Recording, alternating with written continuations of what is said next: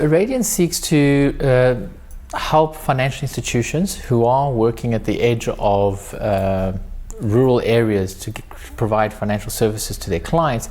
We help them do that more efficiently, cost effectively, and to do it at scale. So our original thesis started with our very first customer, where we provided a core banking system to them, and then within less than a few years they were able to triple in size, and they were able to do that by being more efficient. So that's our sweet spot.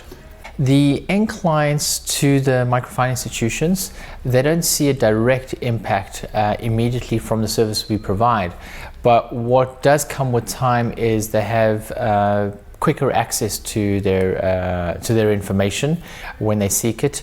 It allows more, rather maybe people who traditionally were excluded because they lived too far away from branches, to now be reached because the financial institution, the banks themselves, can go deeper in.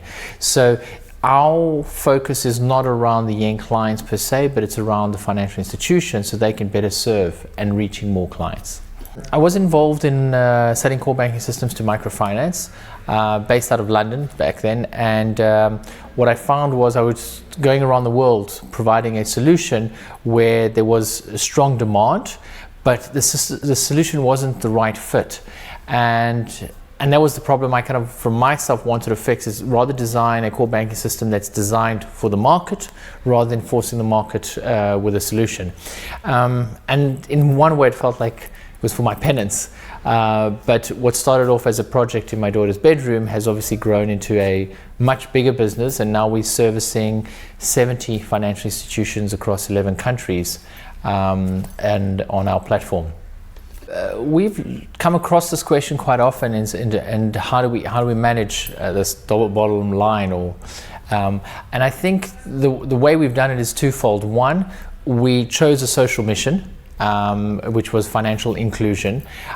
We then figure out how to make a business of that and align our objectives to the customer's objectives. So in our view is we want to reach more clients. We provide a core banking system on a B2B environment, and what we do is we help those financial institutions serve more clients, and we charge them based on their portfolio, the number of clients they serve. That way we've aligned our business and their business. As our customers grow, we grow. And that way I think it's a win-win scenario where we know we're delivering the social impact, but we focus on the commercial side of the business, and so the one pulls the other. And that's I believe, a happy marriage we have between those two, often seen as polarized things, but actually working in sync. And our customers have learned to, not learned, but they've responded by saying they appreciate that, and they've seen their business grow, both in profitability, but also in terms of their outreach. So again, it's a win-win scenario, and I think that's the way to approach it. So software as a service is in effect outsourcing the service, and the service here is software. Instead of having something on premise, meaning in your office and having servers and having your own dedicated team to look after the servers, worrying about it all connecting and working, what in effect you do is you outsource that to someone else, and the way you access that software is through the internet, often referred to as cloud. So what we're enabled to do, it's kind of like Facebook or email. No longer do we have our email servers for ourselves, but rather it's outsourced to a provider. And that's pretty much what we do. And we try to, I mentioned Facebook, we try to make it as simple as using Facebook. But behind the scenes, it's actually incredibly complex. It's an expensive piece of kit. It's using the latest technology, and a lot of work is going into doing that. So it's about keeping it simple so businesses can focus on their core business and not try and be IT departments and IT companies alongside being financial institutions. I'd like to invite, or I do invite all our investors, and I like them to think that there's two things that they're going to get out of investing in Oradian. One, they will get a financial return, which is really important because that way it encourages them to keep putting more money into us. And the second is they get to choose what they do with that money and what that return is. And that's a positive return. We believe it's positive because it has an impact and touches, today it touches nearly 3 million people. We look to reach 100 million people. And that's my commitment to the investments we receive, is we will deliver a financial return and we will make a social impact. Really simple, but it's I think it's a lot better than investing in crude oil.